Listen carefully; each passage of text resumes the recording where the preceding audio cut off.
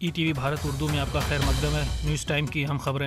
کشمیر کے معروف سیاحتی مقام اور اسکینگ ریزارٹ گلمرگ میں کھیلو انڈیا ونٹرز گیم کے چوتھے ایڈیشن کا آغاز ہو چکا ہے۔ پیر تک جاری رہنے والے اس مقابلے میں 600 سے زائد ایتھلیٹ مختلف مقابلوں میں شرکت کر رہے ہیں۔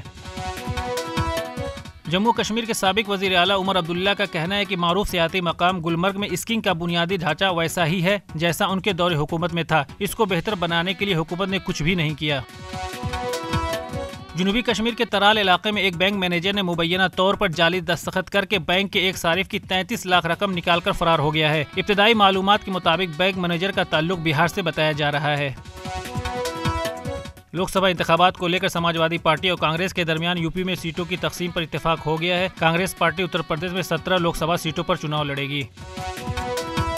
مرکزی وزیر زراعت ارجن منڈا نے کہا ہے کہ حکومت کسانوں کے ساتھ ہر مسئلے پر بات چیت کے لیے تیار ہے۔ کسان تنظیموں کے ساتھ چوتھے دور کی بات چیت ناکام ہونے کے بعد ایک بار پھر کسان لیڈروں کو بات چیت کے لیے مدعو کرتا ہوں۔ ہمارے لیے امن برقرار رکھنا ضروری ہے۔ عدالت میں حاضر نہ ہونے پر ایم آئی ایم کے صدر اسد الدین اویسی کے خلاف اتر پردیش کے سدھارتھ نگر میں M P M L A court کے چیف جسٹس نے غیر ضمانتی وارنٹ جاری کیا ہے۔ عدالت نے اویسی کو 5 مارچ کو حاضر ہونے کو کہا ہے۔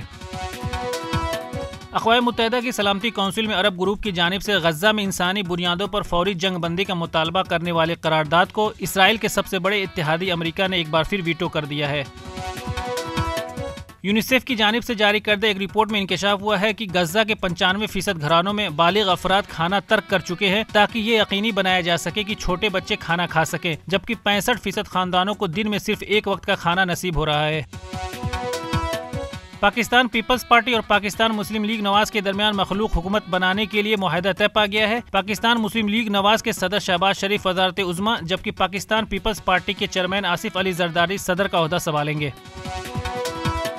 ریڈیو پر آواز کی دنیا کے جادوگر مانے جانے والے امین سیانی کا منگل کی رات طویل علالت کے بعد ممبئی میں انتقال ہو گیا۔ ان کی عمر 91 برس تھی۔ دادا صاحب پھالکے ایوارڈ 2024 کا اعلان کر دیا گیا ہے۔ فلم جوان کے لیے شاہ رخ خان کو بہترین اداکار، جبکہ ساؤتھ کی اداکارہ نین تارا کو بہترین اداکارہ کا ایوارڈ دیا گیا۔ خبروں کی تازہ اپڈیٹس کے لیے لاگ ان کریں www.etv bharat.com۔